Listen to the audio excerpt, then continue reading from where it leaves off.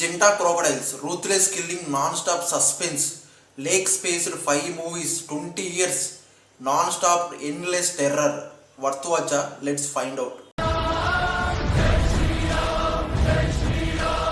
ఈ 5 మూవీస్ ఏంటంటే లేక్ స్పేస్ 1999 horror plus comedy mix super hit movie. Lake స్పేస్ 2007 bigger crosser weakest story cheap CGI.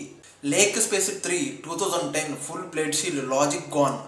Lake స్పేస్ final chapter 2012 final chapter అని చెప్పారు బట్ సీక్వెల్ రిలీజ్ చేశారు. లేక్ స్పేస్ versus anaconda 2015 snake versus crocodile total madness.